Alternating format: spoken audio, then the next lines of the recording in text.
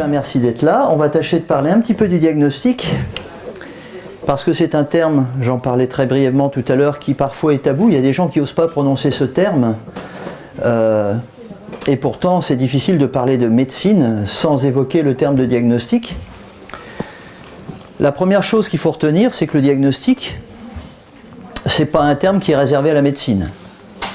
Le diagnostic, c'est un terme qui concerne toute spécialité, toute maîtrise d'un domaine, toute capacité à exercer un jugement par rapport à un problème. Donc, vous voyez des cliniques de l'aspirateur, des docteurs informatiques, vous avez des diagnostics immobiliers, hein, vous savez, diagnostics énergétiques.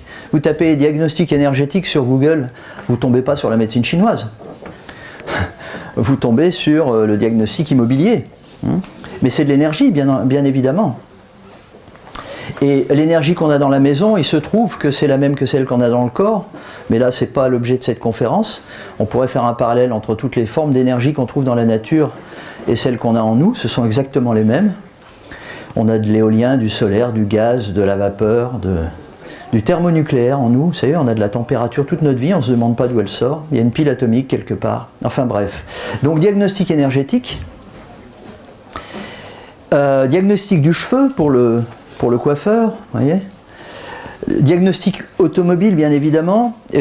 J'aurais pu prendre des dizaines d'autres exemples. C'est simplement pour dire que le mot diagnostic n'est absolument pas réservé à une profession spécifique, mais propre à toute spécialité ayant à poser dans des termes précis les raisons d'un dérèglement pour pouvoir régler le problème.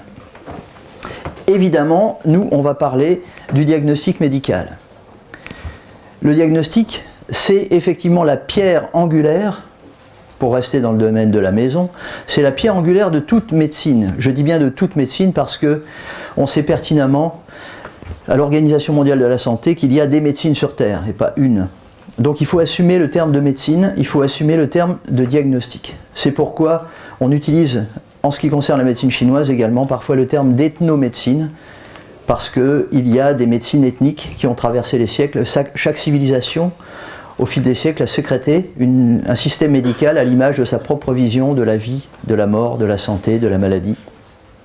Mais évidemment, chacune de ces médecines ne pose pas le diagnostic dans les mêmes termes, parce qu'il n'a pas le même angle de vision, on y reviendra. En tout cas, le diagnostic, c'est ce qui fait le médecin, également. Alors évidemment, entre le diagnostic que posait le docteur Knock et celui que pose par exemple le radiologue d'aujourd'hui, il y a une petite différence, mais ce qui donne, disons, l'image du médecin à l'œil du patient, c'est le fait que celui-ci formule un diagnostic. Est-il juste? Est-il faux? C'est une autre question. Mais le fait d'avoir un diagnostic est rassurant. Évidemment, il y a aussi des diagnostics posés dans d'autres médecines, comme la médecine chinoise, sur la base d'autres moyens d'examen. Ici, en bas, une prise du pouls et l'observation de la langue. Mais c'est la base. On va faire un tout petit peu d'étymologie, on va faire un tour par chez les Grecs. Le mot diagnostic vient du grec diagnosis ou diagnostikos. La gnose, c'est le savoir. Donc, diagnostic sur le plan étymologique, sur le plan littéral, c'est une aptitude à comprendre, une aptitude à connaître. C'est une aptitude au discernement. Donc si je fais un diagnostic, ça veut dire je comprends ce qui se passe. Ça ne veut pas dire j'étiquette. Ça veut dire je comprends. Je ne sais pas si vous saisissez la petite nuance. Dans la médecine d'Hippocrate, on utilisait les termes de diagnose, diagnostikos. C'est ce qui a donné bien sûr le mot diagnostic chez nous, qui déterminait la bonne compréhension d'une maladie ou d'un état à partir des symptômes ou des signes présentés par le patient. Puisqu'on n'avait pas d'appareil à l'époque, si on en avait déjà, mais c'était ceux qu'on a avec nous. Et la prognose, qui a donné, donc du grec prognosis, qui a donné le mot prévision, qui a donné lui-même pronostic, c'est qu'à partir des mêmes signes, on peut parfois élaborer une hypothèse, c'est-à-dire que, sachant que vous avez deux points, vous tirez une ligne, vous dites ça vient de là, donc ça va par là. Donc l'observation et la compréhension de ce que manifeste un patient permet non seulement, si on s'y prend bien, de poser un diagnostic, mais également un pronostic. C'est-à-dire que si on a une compréhension causale du problème, on a une projection sur ce qu'il faut faire ou ne pas faire pour que ce problème perdure.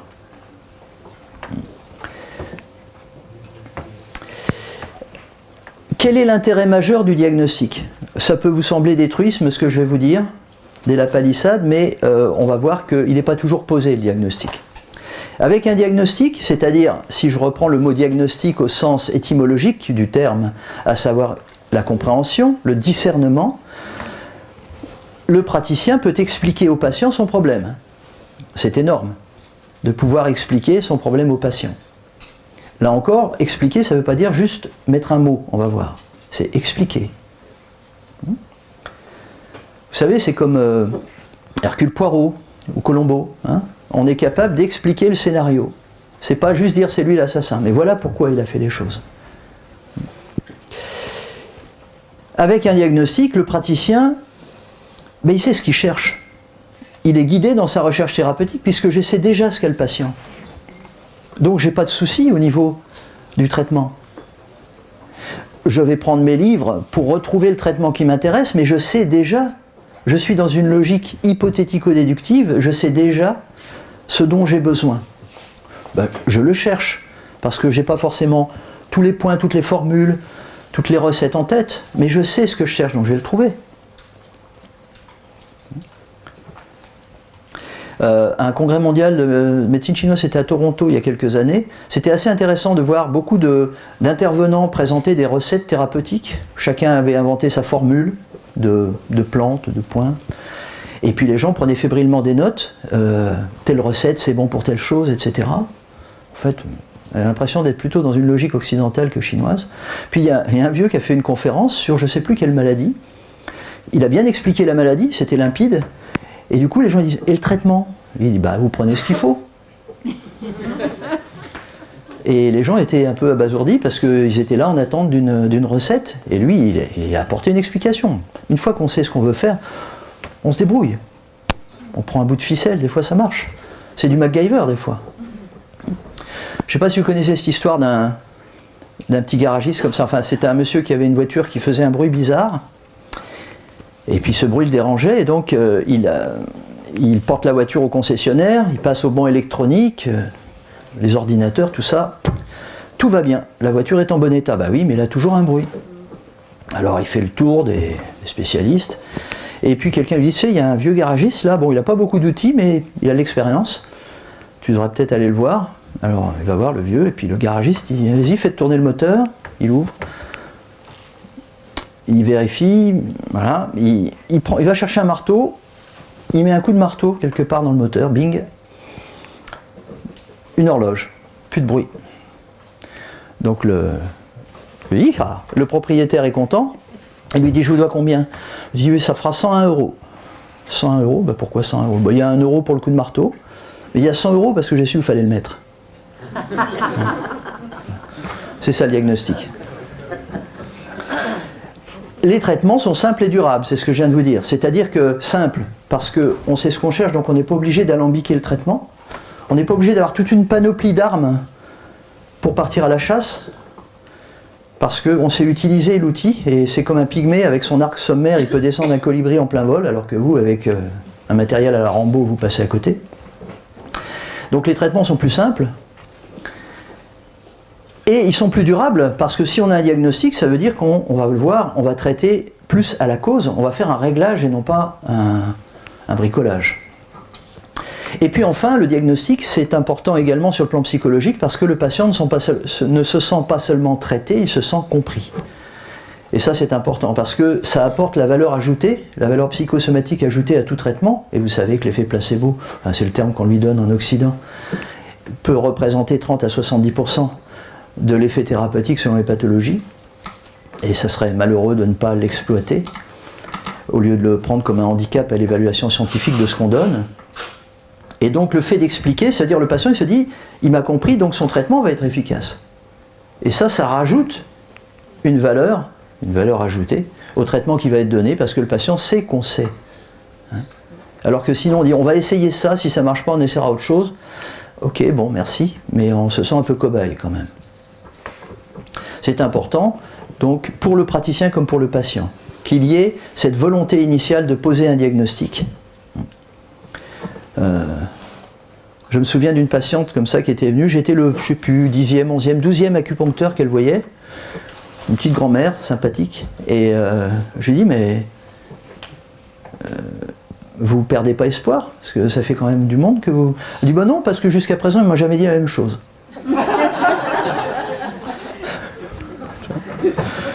Hein? Et le nombre de patients que vous voyez qui traînent de thérapeute en thérapeute pendant des années, puis ils disent ah ben vous êtes le premier à me dire ça, parce que tout le monde saute d'abord sur le traitement, personne cherche d'abord à comprendre. C'est dommage. Sans diagnostic, voilà l'inconvénient. Sans diagnostic, c'est une sorte d'aveu. On fait des traitements en aveugle, voire en double aveugle, voire en triple aveugle.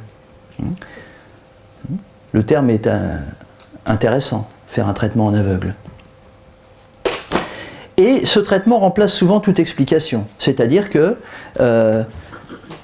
vous arrivez, vous dites j'ai tel problème, on dit bah, prenez ça. Et ça a valeur d'explication, on ne vous dit rien d'autre. C'est-à-dire qu'on passe directement du problème au traitement. Regardez dans les journaux, une nouvelle maladie va arriver, tout de suite on va chercher un traitement. On ne va pas chercher d'où ça vient, on va pas dire mais d'où elle sort celle-là. Tiens, voilà la grippe aviaire qui arrive. Tout de suite on cherche un traitement. Et si jamais on cherche la cause, c'est forcément les canards sauvages. C'est pas l'élevage intensif. C'est pas l'immunodéficience des petites bêtes qu'on a nourries n'importe comment et qu'on a dopées et qu'on a fait je sais pas quoi. C'est évidemment les virus de la nature qui deviennent hostiles. C'est dans le premier chapitre du Neijing Sowen, cette explication. Pas sur la grippe aviaire, mais sur la faiblesse qui crée la perversité. Sans diagnostic, le praticien et le patient partent pour un long voyage sur le plan thérapeutique. On est parti pour des essais thérapeutiques, on est parti pour des protocoles. Alors ça, le protocole, ça explique tout aussi. Mais pourquoi vous me donnez ça? C'est le protocole. Voilà. Dans le domaine du cancer, c'est terrible. Bien sûr, dans 10 ans, le protocole aura changé. Vous serez passé par les pertes et profits du protocole en question, si ce n'était pas adapté à vous. On est dans un monde qui adapte les gens au traitement, pas les traitements aux gens. Mais pourquoi? Parce qu'on ne pose pas de diagnostic. Parce qu'un diagnostic, c'est individualisé et on est dans un système totalement normatif, standardisé. On va y revenir. Sans diagnostic, le traitement, même lorsqu'il marche, généralement est un traitement qui va devoir être répété à l'infini. C'est-à-dire, ok, ce traitement-là, il marche, mais je suis obligé de le prendre tout le temps. Puisqu'il ne traite pas la cause, je suis obligé d'en reprendre tout le temps. J'ai mal au genou, mon médecin m'offre des béquilles. Génial, j'ai plus mal au genou. Mais je ne pourrai plus jamais retirer les béquilles, parce que mes jambes vont se ramollir. On a des traitements béquilles, et on le remarque parce que ces traitements, c'est à vie. Alors, c'est passionnant. Vous avez un problème, on vous dit, bah, donc prenez ce traitement. Et puis une fois que vous l'avez pu, on dit, bah, donc continuez ce traitement. Les laboratoires pharmaceutiques, c'est pas eux qui vont trouver ça anormal. C'est le jackpot chaque fois qu'on a un problème. Si c'est un traitement à vie. Parce qu'après on a peur de l'arrêter. Ah ben non, si je retire mes béquilles, qu'est-ce qui va se passer? Et puis évidemment, quand on prend des traitements longue durée, on se retrouve avec les effets secondaires qui s'accumulent au fil du temps, les effets iatrogènes. C'est le rapport du comité de pharmacovigilance, donc ministère de la Santé, qui établit que passé 10 ans de prise de benzodiazépine, vous savez, les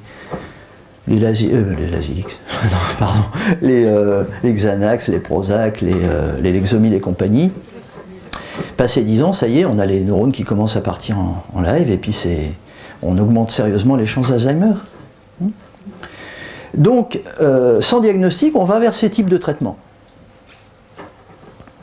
Et puis évidemment, le patient, au fond de lui-même, il conserve l'idée qu'il n'est pas compris et qu'il n'est pas véritablement traité. Et c'est pour ça qu'il continue d'errer de thérapie en thérapie d'ailleurs. Sauf qu'il erre avec ses béquilles et que c'est difficile de les lui retirer brutalement. Et le praticien, sinon, a des problèmes. Donc, faire une rééducation et retirer tout doucement les petits trous du vélo, c'est long. Alors, avant de parler du vrai diagnostic, je voudrais glisser un petit mot sur ce que j'appelle, mais je vous avoue que ça vient, c'est perso, hein, les termes que j'ai donnés, mais bon, ça vaut ce que ça vaut, les pseudo-diagnostics. Parce qu'il y a beaucoup de choses qu'on appelle diagnostics, mais qui ne correspondent pas au sens étymologique premier du terme, c'est-à-dire au discernement, à la compréhension. Ça, c'est les petits noms que j'aurais donnés. Je vais essayer d'expliquer pourquoi. Le relookage sémantique, ça c'est Molière. Hein. J'ai un patient, une fois, qui vient, il me dit, je viens vous voir, ça m'ennuie, j'ai la langue qui brûle. Et mais bon, on ne sait pas pourquoi. Enfin, ça y est, j'ai vu un spécialiste, j'ai une glossodynie. Ok, bon, bah moi je prends le dictionnaire technique des termes de médecine, le bon vieux Garnier de la Mare, glossodynie, langue qui brûle. Cause pas avancée d'un iota en termes de compréhension, de discernement. On a juste donné un nom. Hein. J'ai mal au coude, bah oui, vous faites une dystonie neurovégétative. Ah, merci docteur, mais on est vachement avancé. Hein. Et ça, on en rigole, mais c'est tout le temps comme ça. Le langage technique des médecins, enfin, c'est généralement quelque chose, et quand je dis des médecins, ça peut être de toute médecine, parce qu'il y en a, ils vont utiliser des termes, disons, de médecine un petit peu exotiques, qui fait que le patient ne comprend pas plus. On est toujours dans Molière. Il ne comprend pas plus, mais il est content, il a des jolis termes. Hein. Donc ils repartent avec une... Enfin, feu du foie, c'est différent, parce qu'il y a déjà un diagnostic, mais il y a des trucs, ils n'ont pas compris, mais ils sont contents, il y a un mot. Je veux dire, pour le patient, il ne faut pas oublier, hein, c'est Victor Hugo. Le mot c'est le verbe c'est Dieu. On a trouvé un mot, donc on est guéri. Dites seulement une parole. Vous avez une glossodynie. Ah, je suis guéri. Je ne sais pas si vous connaissez cette histoire d'un patient mourant, en très mauvais état, et qui disait, qui voulait à tout prix voir un certain médecin, parce qu'il avait une confiance infinie en lui. Il disait, si lui, il arrive, parce que personne n'avait trouvé pourquoi il était mourant, quelle était sa maladie. Et il dit, si ce médecin peut trouver ce que j'ai, je suis sûr, après, bon, bah, je serai sauvé, quoi. Donc, on recherche dans tout le pays ce médecin, on le trouve, le médecin arrive au chevet du malade, et il pose son diagnostic en latin pour ne pas l'effrayer en disant « moribundus ». Et le patient guérit. Donc, ça a une vertu thérapeutique de donner un nom à la maladie, mais ce n'est pas un diagnostic. Mais il ne faut pas le répéter. Le bingo taxinomique, excusez-moi pour les termes. Hein. Le bingo, vous savez ce que c'est comme jeu? Je ne parle pas des trucs qu'on gratte, je ne sais pas comment ça marche, mais le vieux bingo d'antan où vous aviez un carton, vous savez, le loto, quoi, vous aviez un carton, et puis on vous sort des chiffres, et si vous avez tous les chiffres, bingo, vous avez gagné. Ben là, vous remplacez les chiffres par des symptômes. Hein. Si vous avez tel symptôme, plus tel symptôme, plus tel symptôme, plus tel symptôme, bingo, c'est la maladie de Duchemol. Ah, il n'y a pas tel symptôme, alors c'est la maladie de Schmoldu. Hein. Voilà. Donc là, on est dans une logique purement de classification. On étiquette, hein, mais ça ne veut pas dire qu'on a compris les symptômes. C'est-à-dire, on classe les signes, mais on ne leur donne pas un sens. Un signe, c'est aussi l'étymologie. Ça signale quelque chose, c'est signifiant un signe. Si vous avez un symptôme, vous prenez froid. Vous avez des frissons, des courbatures, un mal de tête, la nuque raide, la fièvre qui commence à monter. Il y a des gens qui disent ça c'est les symptômes de la grippe, du début de la grippe. En médecine chinoise, on va dire c'est le symptôme du froid qui a attaqué la surface du corps. Donc la rencontre des deux fait que le froid est vasoconstricteur, les pores de la peau se ferment, donc on a de la chair de poule, on craint le froid, on sent qu'il est rentré. Le froid c'est vasoconstricteur, donc les muscles, hein, la couche superficielle du corps, la peau, les muscles se contractent, On a des courbatures, on est raide, on est grippé. Hein. Et puis comme d'habitude on vaporise, on transpire, les portes et les fenêtres sont un peu ouvertes d'habitude. Les pores de la peau, vous savez, ça fait partie du poumon. On respire aussi par la peau. Ben, tout ça c'est bloqué, donc la température dans la maison elle commence à grimper. Mais à ce stade-là, il ne faut pas donner un truc qui baisse la température, sinon le froid y rentre. Hein, on donne un grog pour chasser le froid. Mais ce que je veux dire, c'est que les symptômes, vus de façon simple comme ça, à ce stade-là, sont le produit de la lutte entre le corps et un agent pathogène. Ils sont compréhensibles, ils ont une raison d'être. Et donc, en toute bonne intelligence, on va donner le traitement, on va dire toi tu prends un grog, toi tu prends un laxatif, je ne sais pas quoi, mais parce que à ce stade-là, c'est ça qu'il faut faire. Hein, on cherche à comprendre pourquoi ils sont là, ces symptômes. Alors que là, on dit non, ça c'est les syndromes de la grippe, donc voilà le traitement de la grippe. Évidemment, c'est plus facile quand vous traitez toute une population. Ça peut rendre des services, surtout dans la logique épidémique. Donc je ne veux pas dire, parce que quand tous les symptômes sont à l'identique et graves, on peut avoir cette logique. Mais dans d'autres exemples, il vaut mieux traiter individuellement. Et puis, c'est ce que je mettais à la fin, la classification, évidemment, elle a cet avantage de favoriser, cet avantage et cet inconvénient de favoriser la standardisation des traitements. Donc, parce que pour telle maladie, on donne tel traitement. Et évidemment, quand j'ai la standardisation, c'est bien aussi parce que les ordinateurs font le diagnostic. Vous rentrez les symptômes, toum, ça s'allume, vous avez la maladie de machin. C'est plus pratique. C'est-à-dire, on vous adapte au diagnostic comme on vous adapte au traitement. On n'adapte pas le diagnostic ou le traitement à vous.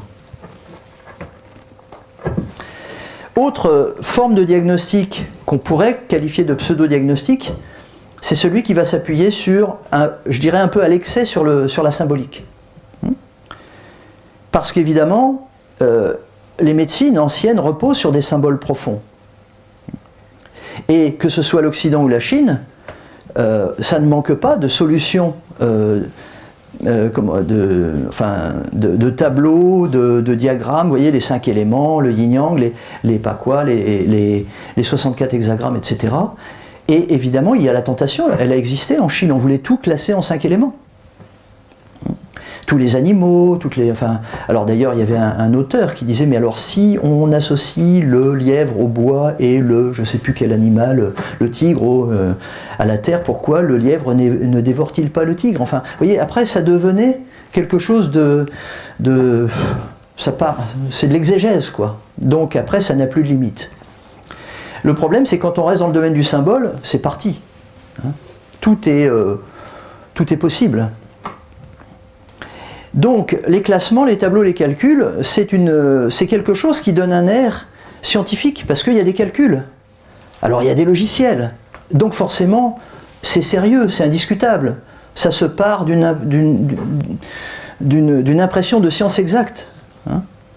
Mais en vérité, le symbole, c'est quelque chose qui doit être en filigrane de la compréhension du monde. Le yin-yang, c'est une matrice. Mais dire à quelqu'un t'es yin ou t'es yang, ça ne sert à rien. C'est un système qui permet de comprendre la relativité du monde, pas de classer les choses de façon rigide. Donc du coup, le diagnostic posé à partir d'une logique uniquement symbolique devient lui aussi un diagnostic symbolique. Sauf que le patient, il n'est pas symbolique. Autre problème avec la symbolique, c'est que, ou avec le domaine de l'énergie, c'est qu'effectivement, c'est une réalité. Tout est énergie. Et je pense que la personne qui doit, le physicien, j'ai oublié son prénom, je m'en excuse, Alain, vous l'expliquera infiniment mieux que moi, tout est énergie. Et effectivement, la Chine d'il y a 3000 ans disait la même chose que ce que dit la physique quantique aujourd'hui, parce qu'on est sur des choses justes, donc celle-là, elle ne bouge pas. En tout cas, tant qu'on est dans le même système, tant qu'on est dans le même univers, ça ne changera pas. Mais au prétexte que tout est énergie, vous avez un déséquilibre énergétique, forcément, mais c'est comme dire vous êtes malade, ben oui, merci, je le savais, mais ça ne nous avance pas beaucoup. Alors dire je vais rééquilibrer votre énergie, ça va aussi. Alors ça se fait, ça fonctionne. Mais dans ce cas-là, je dirais, il n'y a pas besoin de faire un diagnostic, c'est-à-dire qu'effectivement, il y a des personnes qui ont un don, qui ont une capacité, ça peut être par le verbe, par le toucher, par plein de choses, ils vont régler les choses. Mais dans ce cas-là, il n'y a pas besoin d'une théorie, il n'y a pas besoin d'un diagnostic. On peut court-circuiter, parce que c'est d'énergie à énergie, on va dire, de cœur à cœur. Mais pour quelqu'un qui fait des études médicales, c'est pas quelque chose, un don c'est donné, donc c'est pas quelque chose qui se standardise. Hein. Et donc quand on parle de diagnostic en termes de médecine, quand on parle d'un diagnostic holistique, ça veut dire je comprends, je suis comme un aigle, j'ai du recul et je vois tout le paysage. Mais je suis aussi capable de voir la petite souris dans un coin. C'est-à-dire dire, bah, vous êtes tous des blancs. Hein. Enfin, ouais. Mais il y a des teints jaunes, il y a des teints verts, il y a des teints rouges. Voilà. Donc il faut voir à la fois la globalité et la spécificité. Donc holistique, ça ne doit pas vouloir dire flou. Hein. Sinon, effectivement, bah, je vais rééquilibrer vos énergies, c'est bien, mais ça remplace le diagnostic. Hein. L'idée d'équilibrer. C'est comme si vous allez voir un garagiste avec un problème, il vous refait la pression des pneus, bon, merci, mais ça ne règle pas tout. Donc il faut se méfier, disons, de la dérive ou de l'excès de ce support. Un autre truc est plus lié aux gens qui combinent la médecine chinoise avec la médecine occidentale. C'est ce que j'appelle la conduite au GPS. Vous savez, il y a des gens, ils ont les yeux qui collés sur leur GPS, ils ne regardent plus la route, et ça c'est un coup à finir dans le champ. Des fois, le GPS, il vous dit que vous êtes dans les champs alors que vous êtes sur la route. Hein, et des fois, il vous dit que vous êtes sur la route alors que vous n'y êtes plus. Ah ouais, mais c'est le GPS. J'ai pas acheté ça pour rien. Donc, bah oui, mais les examens, c'est la même chose. C'est-à-dire qu'il y a quelque chose qui vient s'intercaler entre vous et le patient. Ce sont des machines qui sortent des images, des pourcentages, des taux. Ces examens s'appelaient des examens complémentaires. Complémentaires à quoi? Complémentaires au médecin. Le patient vient, il se plaint de quelque chose, il a des signes, et moi, pour vérifier quelque chose, parce que je sais ce que je cherche, je fais faire des examens complémentaires pour valider mes hypothèses. Mais c'est plus ça aujourd'hui. On ne vous demande pas des hypothèses. C'est les examens directement. C'est-à-dire que le patient il se plaint de rien, les examens disent oui mais là il faut que vous preniez un traitement parce que votre taux de machin il est trop haut, trop bas. Ça pose un problème. En médecine chinoise, effectivement, tant que le corps ne manifeste pas de signes, en sous-entendant que le praticien sait lire le patient, évidemment, parce que si on a raté l'indice, c'est de notre faute. Mais si on sait observer et que le corps ne manifeste rien de particulier, ça veut dire que même s'il a quelque chose qu'un appareil peut déceler, il a potentiellement en lui les ressources permettant de régler le problème si on l'aide. C'est super important. Parce que le fait de ne plus calculer le patient et de faire des examens sur lui et de décider de le traiter alors que lui se plaint encore de rien, c'est la porte ouverte. Alors là encore, il y a des labos derrière, mais c'est la porte ouverte au traitement infini. Ça, c'est une grosse question. Donc, à partir du moment, on retombe sur le docteur Knock. Hein, si le patient dit « mais moi je vais bien », Knock il dirait ben, « c'est la preuve de votre ignorance hein, ». Parce que la machine a dit que vous étiez malade. Mais c'est Knock. C'est une drôle de médecine. Hein. Non, il faut faire confiance à la nature, à l'être humain, parce que les appareils d'aujourd'hui permettent de zoomer dans l'infiniment petit. Hein. C'est exactement comme la télévision, le journal télévisé. On va aller s'intéresser à tous les foyers où il se passe quelque chose de négatif dans le pays ou dans le monde. Et comme vous êtes scotché devant votre télé, vous avez l'impression de vivre au milieu d'un monde hyper hostile, hyper dangereux, et après vous calfeutrez chez vous, et après vous votez, bon bref. Alors que ça fait 50 ans que vous êtes dans un quartier où il n'y a rien, quoi. Hein, et puis vous dites je vis dans un monde terrible. Hein, et puis quand vous voyagez un petit peu, vous faites de l'humanitaire, ou vous voyagez simplement en tourisme, vous allez dans certains pays, et putain, vous avez de la chance d'être en France. Hein, mais vous avez l'impression d'être dans je ne sais quelle république bananière. On se calme. Donc, effectivement, ça c'est le problème des examens, c'est-à-dire eux, ils vont zoomer sur ce qui ne va pas. Hein, moi, je vous trouve un joli tas de pêche en moyenne. Mais si je prends en photo chacun d'entre vous, et que je grossis l'image jusqu'à voir chaque pixel, je vais trouver des pixels anormaux. Des noirs, des marrons, des verts. Et je vais entreprendre de corriger ces pixels, parce que moi j'ai ce pouvoir d'aller modifier l'infiniment petit, les gènes qui me gênent. Hein? Et je vais donner un joli teint de pêche à chaque pixel. Ah, ça c'est mieux, maintenant vous êtes bien. Et je dézoome. Vous savez à quoi vous ressemblez? Un cartoon. Vous êtes Roger Rabbit.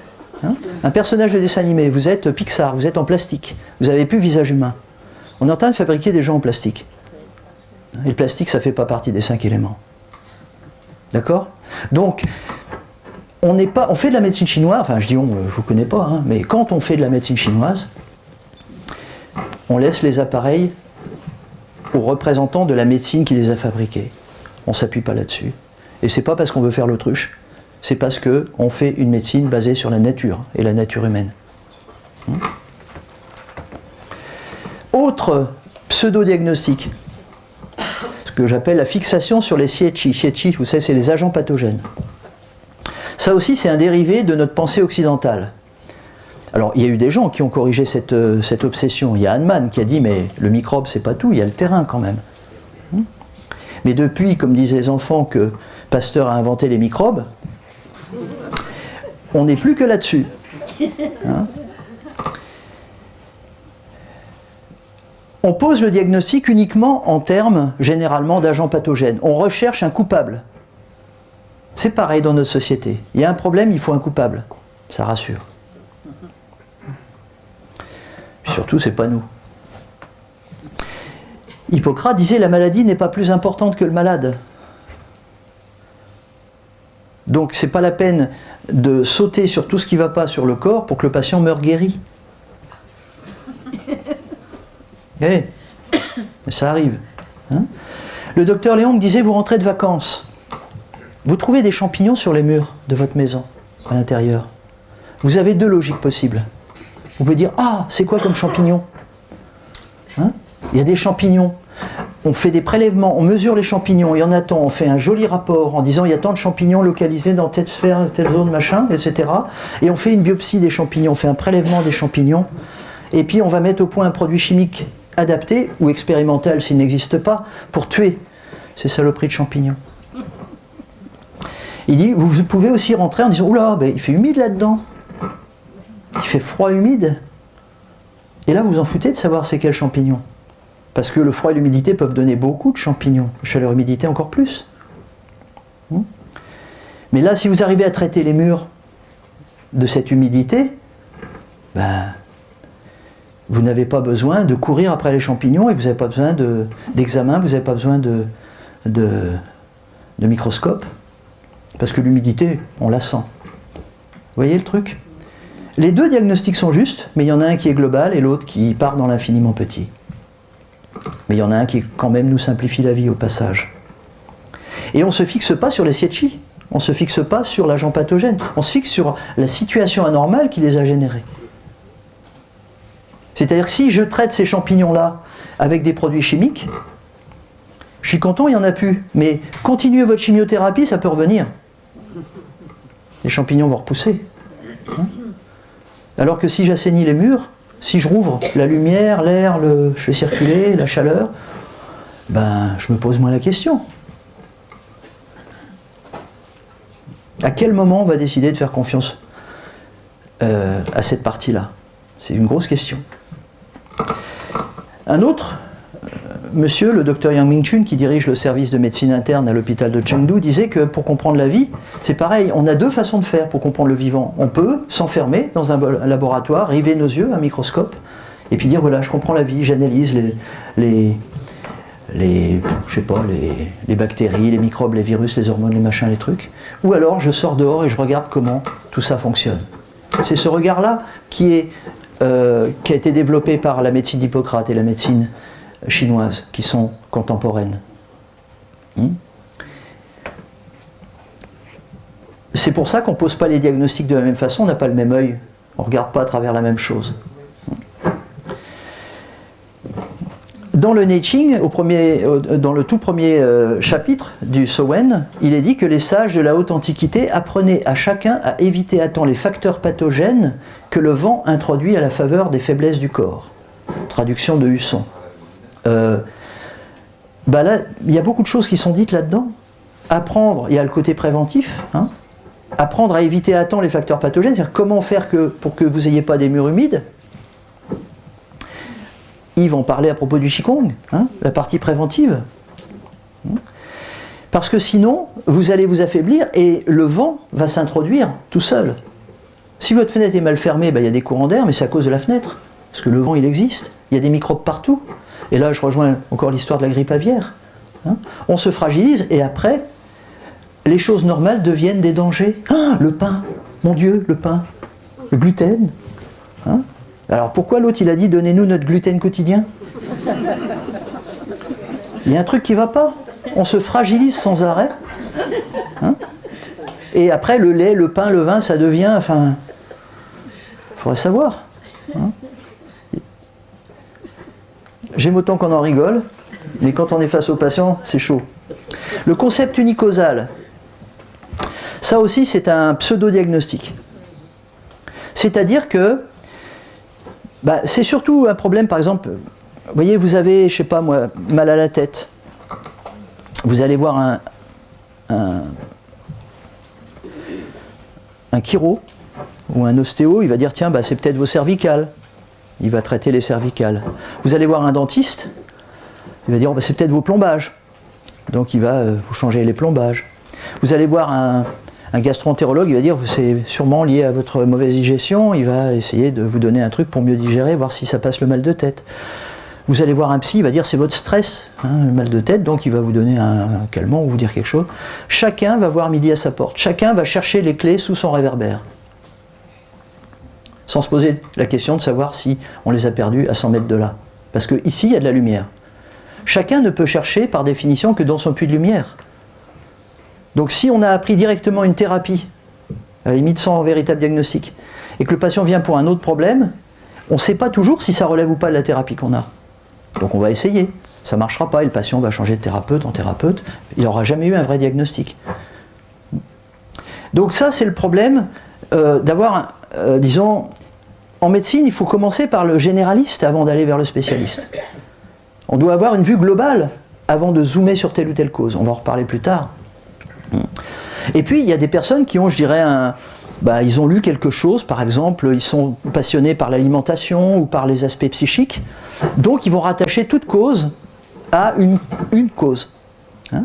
C'est-à-dire, pour eux, quoi que vous ayez, c'est toujours un problème alimentaire. Ou quoi que vous ayez, vous avez forcément un problème psychique enfoui quelque part, ou un problème avec je ne sais quel membre de la famille, truc. Hein, t'as mal du côté droit ou du côté gauche, alors t'as un problème avec ton père ou ta mère. Non, j'ai mal dormi, c'est tout. Parce que sinon, qu'est-ce qui se passe? Vous arrivez avec un problème et vous repartez avec deux. Oui. Hein, et ça arrive, ça. Les gens, ils ont toujours leur truc, mais en plus, ils doivent en résoudre un autre.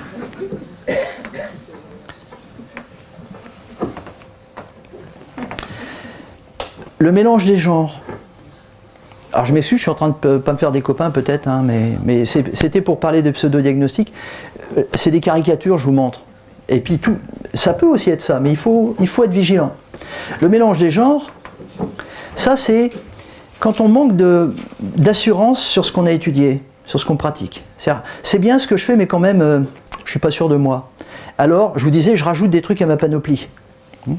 Donc bon, la médecine chinoise c'est bien, mais je vais donner un petit peu d'huile essentielle et puis un petit peu de ceci, un peu de cela, puis un peu... parce que quand même, ça sera plus sûr quoi. Mais c'est souvent dans le domaine de la thérapie ou même du diagnostic, c'est-à-dire bon, mon diagnostic, d'accord, mais je vais faire un peu d'iridologie en plus, ou je vais, vous voyez, enfin, on rajoute des choses parce qu'on quelque part on doute. Ou alors, c'est bien les points d'acupuncture, mais peut-être faudra harmoniser aussi les chakras, ouais. Sauf que c'est pas les mêmes niveaux de vibration. L'énergie, c'est de l'énergie, la lumière, c'est de la lumière. E égale MC2, c'est pas au même niveau.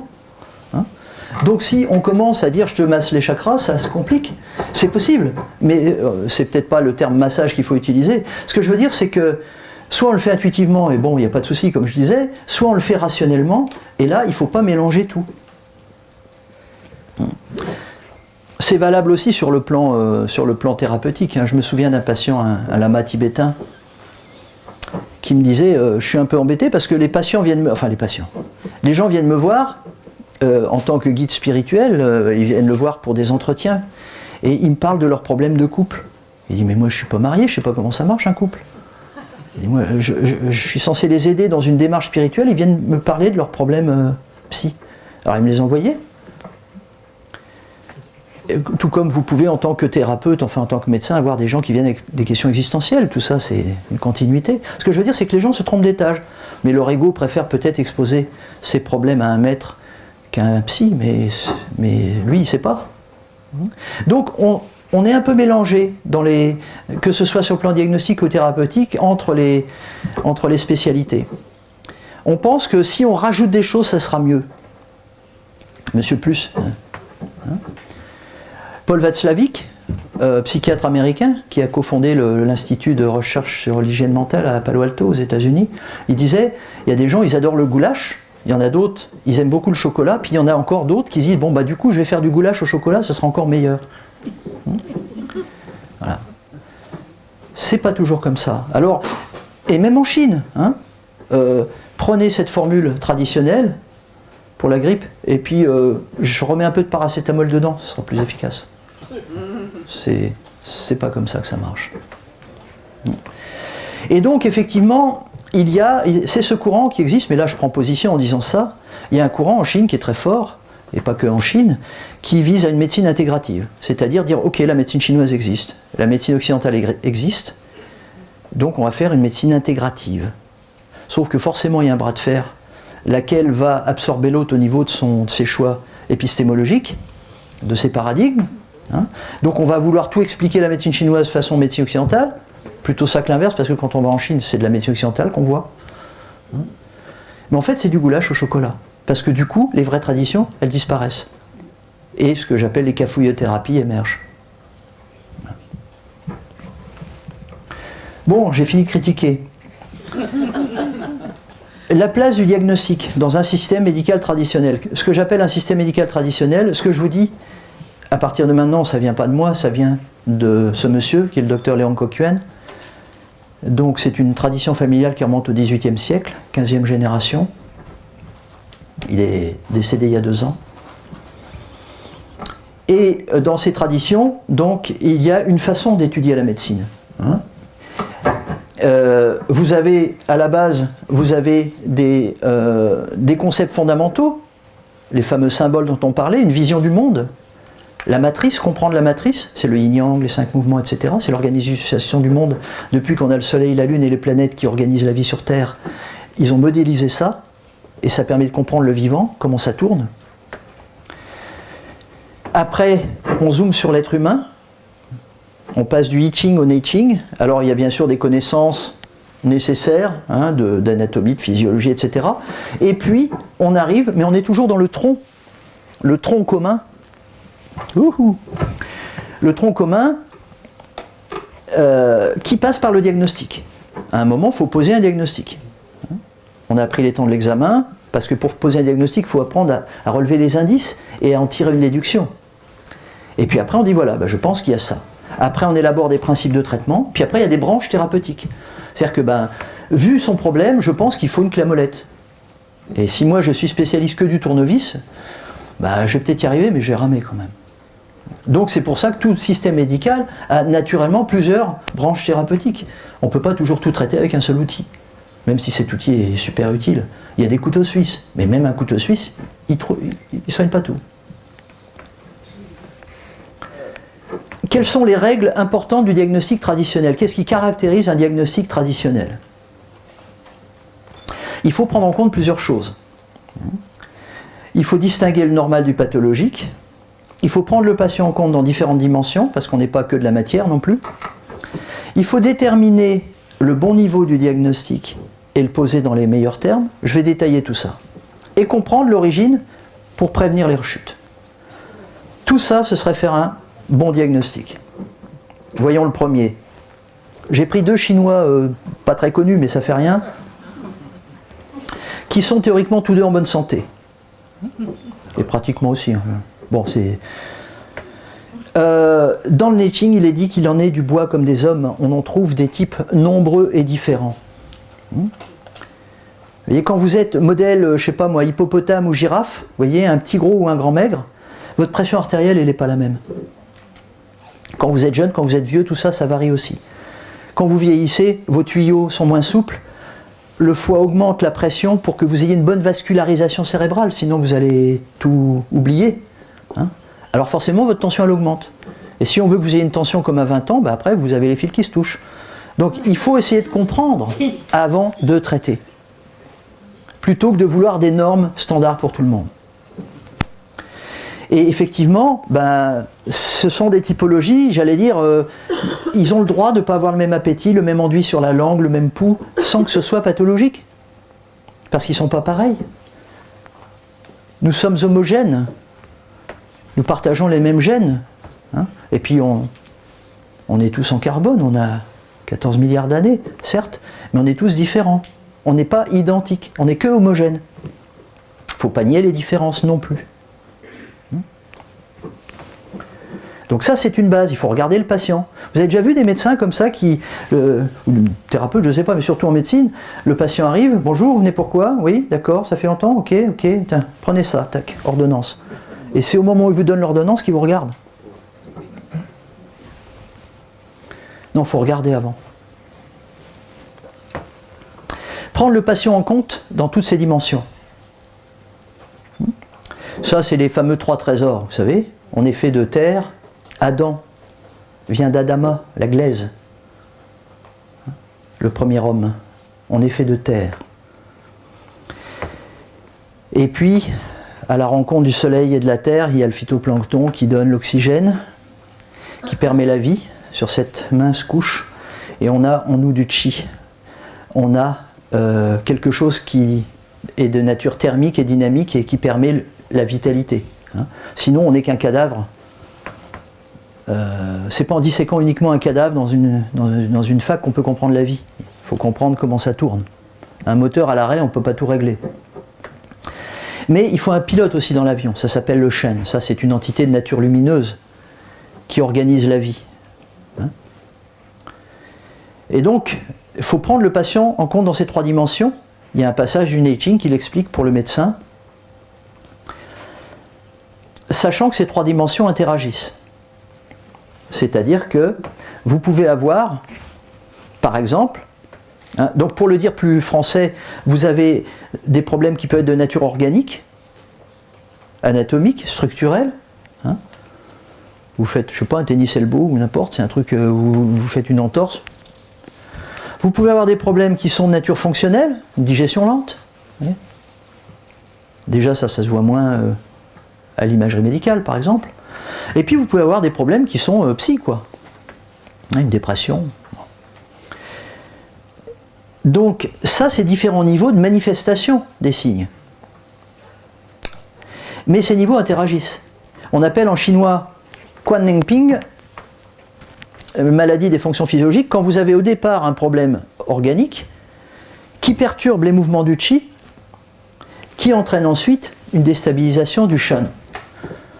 On prend un exemple tout bête, hein. Je sais pas, vous buvez un litre du whisky que Gérard a amené hier, d'un coup, c'est de la matière qui tombe sur un organe, qui va générer une montée et une dispersion du qi et du sang, et vous avez des chances d'être gai, d'avoir mal au crâne. Ou... J'étais en train de faire la pub du whisky, tu vois, Gérard, donc le diagnostic mène à tout. Et donc vous partez d'un problème physique, vous avalez une substance et vous vous retrouvez à chanter avec, à poil sur la table. Ça, c'est une évolution? Non, je dis vous, je dis eux. Toi, non. Et ça s'appelle Quan Ning Ping. Vous partez d'un problème physique, ça peut évoluer hein, en psychique. Vous prenez l'inverse, ça s'appelle Xin Li Ping, maladie des raisons du cœur. Vous avez un problème, un choc émotionnel, un truc comme ça, qui va perturber, plus ou moins durable, qui veut que vous gardez dedans, qui perturbe les mouvements du qi. Vous êtes souvent, oh l'horreur, vous êtes souvent, excusez-moi, je trouve le bouton. Vous êtes souvent énervé, frustré. ça va perturber les mécanismes du chi, et puis un jour on vous trouve un trou dans l'estomac. Je passe sur les détails, ou une constipation, je ne sais pas quoi. Là, vous partez d'un problème psychologique et vous arrivez à un problème purement somatique. Surtout quand l'aspect psychologique ne peut pas être évacué au départ. Bon. Et puis après, vous avez le système du circuit qui fait que l'organe peut blesser l'émotion qui blesse l'organe, c'est-à-dire qu'il y a des gens, ils sont touchés à tous les niveaux en même temps. Et là, vous êtes obligé d'utiliser des outils thérapeutiques multiples. Parce que là, vous avez les plantes, l'acupuncture, la psychothérapie, vous voyez, il y a des outils différents. Parfois, il faut les mettre ensemble. Si on oublie ce genre de petits rapports dans un diagnostic, on peut aboutir à ce genre de campagne. Vous voyez, sur le cancer. Ça, c'est des photos que j'ai prises dans des abribus. Hein? Vous trouvez ça sympa quand même, hein? Cancer du sein, ce n'est pas parce que vous ne sentez rien que vous n'avez rien. Ça veut dire quoi en clair? 5 minutes? Wouhou! Ok. Ça veut dire que si vous ne sentez rien, donc vous avez un cancer. Subconsciemment. Tout bien portant est un malade qui s'ignore. Yes. Hein? Donc bien la campagne. Quand on sait les effets de l'anxiété sur la formation tumorale, pour fabriquer des cancers, il n'y a rien de mieux qu'une campagne comme ça. Je vis mais le cancer aussi. Là c'est sympa aussi. Hein? C'est-à-dire, bon, j'ai commencé un traitement symptomatique, mais de toute façon je suis foutu. Puisqu'il est toujours là. Et puis là aussi, ne vous inquiétez pas, c'est un cancer, c'est marrant. Alors, ça se veut de l'humour, c'est-à-dire, demain, on soignera le cancer comme le rhume. Sauf que le subconscient, il ne connaît pas la négation. Donc lui, il voit inquiéter le cancer. C'est tout. Donc ça, quand on ne comprend pas les liens entre les choses, ça aboutit à des politiques de santé qui font qu'en 40 ans, on a 10% de progrès thérapeutique sur ces cancers et on a 40% de cancers en plus. Ça s'appelle chercher ses clés sous la lampe. Alors, il faut déterminer, j'ai plus que 5 minutes, je suis désolé, ou alors peut-être je finirai dans la partie atelier, mais déterminer le bon niveau de diagnostic, parce qu'on peut poser un diagnostic en termes symptomatiques. Vous avez une céphalée, bon bah ok, je prenais de l'aspirine, tox, voilà. Physiopathologique, pourquoi vous avez une céphalée? Par exemple le foie ou le je sais pas quoi. Et puis étiologique, pourquoi le foie il est comme ça? Donc on traite soit les fruits, soit l'arbre, soit le sol. C'est un choix différent en fonction du diagnostic posé. Si on pose un diagnostic symptomatique, ben on l'exprime, comme je vous disais, uniquement en termes de plus ou moins techniques, comme je disais tout à l'heure, de symptômes ou de maladies. Les traitements, eux aussi, vont être symptomatiques, et on le sait parce qu'on doit les prendre sans arrêt, et du coup, ça rend service, ça dépanne. Hein, j'arrive pas à dormir, je prends un somnifère, j'ai mal à la tête, je prends une aspirine, mais évidemment, la cause n'est pas traitée, donc j'ai besoin régulièrement de reprendre parce que j'ai rien changé au système. Ça existe en médecine chinoise, ça existe en médecine occidentale. Évidemment, les traitements de dépannage, ça rend service un dépannage, mais c'est un dépannage, c'est pas un traitement. C'est pas un réglage. Le diagnostic physiopathologique, c'est-à-dire on s'adresse au dérèglement qui a fait sortir le signe. Hein? Si vous avez un voyant qui s'allume sur le tableau de bord de votre voiture, vous pouvez mettre un scotch sur le voyant, mais de là à dire c'est réglé, le problème, faut pas s'étonner si vous tombez en panne un jour.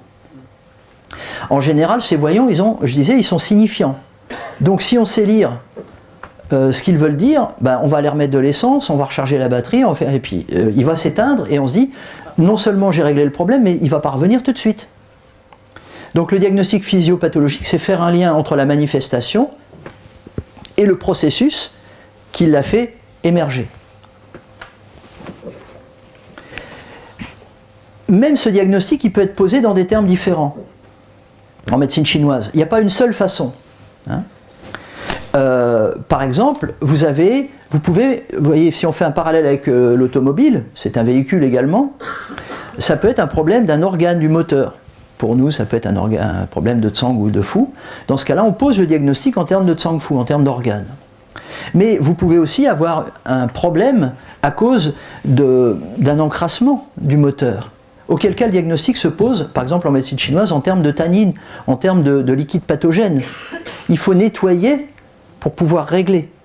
Sinon on ne peut pas régler un organe s'il y a quelque chose qui l'encrasse. Alors certes, cet encrassement a lui-même une origine, mais bon, il faut déjà nettoyer quand même. Ça peut être climatique, des fois on ne démarre pas parce que c'est trop froid ou trop humide. ou des fois la température monte parce que on est à l'arrêt et puis le soleil tape. Et dans ce cas-là, il faut rafraîchir, humecter, sécher. Le moteur va bien, mais le climat pose un problème. Dans ce cas-là, le diagnostic se pose en termes de climat. Des fois, c'est une question de charge. C'est-à-dire, il faut remettre de l'essence, il faut recharger la batterie. C'est un problème du chi, c'est un problème du sang, c'est un problème de liquide organique. Il faut nourrir les liquides. Et si une plante est sèche, on l'arrose. On ne tire pas dessus pour la faire pousser. Ça peut être des problèmes, un diagnostic peut se poser uniquement en termes de méridien. Si vous avez, je sais pas moi, on parlait d'une entorse ou d'un torticolis, de choses comme ça, si vous avez des problèmes, ou même un chongfong, une hémiplégie, des choses comme ça, c'est une pathologie de méridien, un court-circuit. Ça peut être la conduite, c'est-à-dire le véhicule va bien, c'est le conducteur qui conduit mal. Il vient se plaindre parce que ça chauffe, on lui dit bah oui mais tu appuies trop sur le frein dans les descentes, fais frein moteur, on donne un conseil, puis finalement il n'a plus le même problème. Il mange moins, il va mieux. Voilà. Dans ce cas-là, c'est pas la peine d'aller bidouiller, de rentrer dans son scénario pour qu'il puisse entretenir sa pathologie. Il y a des gens comme ça, vous leur soignez leur crise de foie, ils retournent fêter ça au restaurant. C'est pas correct.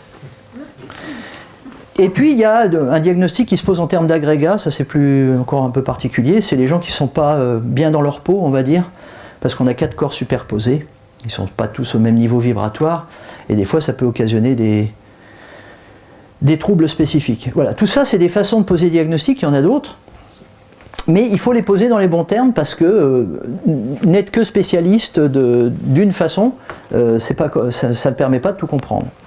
Je prends un exemple tout bête. Vous savez, le médecin du roi, comment va Sa Majesté? Ouais.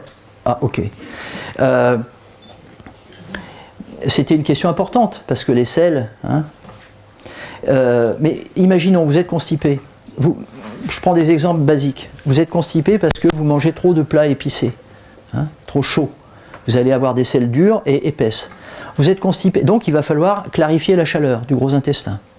Vous êtes constipé parce que vous avez du froid, à l'inverse, dans les intestins, à cause de certains médicaments, ou d'une alimentation, d'un autre problème. Le froid est vasoconstricteur, vous avez une constipation, mais là les selles sont normales. Vous êtes constipé parce que vous avez une faiblesse, due à l'âge par exemple, pas assez d'énergie pour pousser. Constipation atone. Bon, là, il faut tonifier le chi. Vous êtes constipé parce que vous avez un accouchement, il y a un vide de sang et de liquide organique, et vous avez des cibales, des billes. Là, il faut nourrir le sang, humecter la sécheresse. Vous êtes constipé parce que dès que vous voyagez, vous n'allez plus aux toilettes, vous êtes stressé, vous n'avez plus vos habitudes, et vous faites des bouchons, et suivi de selles plus normales ou molles. Ça, c'est le foie en disharmonie avec la rate. Il faut harmoniser foie-rate. C'est pas compliqué de voir quand même, de poser 3 questions et de voir quel type de constipation. Si vous prenez que du laxatif pour ça, vous allez aggraver certaines situations, parce que dans certains cas, il faut réchauffer, dans d'autres, il faut refroidir, tonifier, disperser. Vous voyez ? Maintenant, revenons sur nos pseudo-diagnostics. Vous venez avec votre constipation et la personne vous demande votre thème astral, ou on est en telle saison, on fait tel point. Peut-être ça va marcher, mais franchement, on va un peu loin par rapport au diagnostic de base. Ça peut être un plus, c'est pas nécessaire que ça le remplace, qu'on aille chercher un autre problème en plus. Voilà, le diagnostic étiologique, je termine. Diagnostic étiologique, c'est s'intéresser aux causes premières du dysfonctionnement, qui permet de donner des conseils. Il y a 9 causes en médecine chinoise, les causes étiologiques. C'est-à-dire, si vous êtes malade, c'est forcément pour une de ces causes, qui peuvent se combiner. Ça peut être héréditaire, environnemental, alimentaire, émotionnel, etc. On ne peut pas se fier à une seule cause. Ramener toutes les maladies à une cause, c'est aberrant. Donc il faut avoir une vision de toutes ces causes possibles, quitte à orienter vers le bon spécialiste ensuite. Je rendrai le diaporama disponible à Gérard pour ceux qui le veulent. Oui. Donc un bon diagnosticien cultive la curiosité. Le docteur Léong disait, on est étudiant à vie, chaque patient est un prof. Il faut observer, il faut déduire, il faut se remettre en cause parfois. Et puis il faut se remettre en cause parce qu'on a des lunettes et on voit les gens non pas comme ils sont mais comme on est. Si j'ai des lunettes roses, je vous vois en rose. Si j'ai des lunettes noires, je vous vois en noir. Donc pour poser un diagnostic, il faut s'inclure dans le diagnostic pour ne pas fausser son propre jugement. Voilà. Moi, je vous vois tous en rose, là, pour l'instant, c'est bien. J'espère que vous n'êtes pas en noir derrière. Voilà, merci de votre attention, désolé.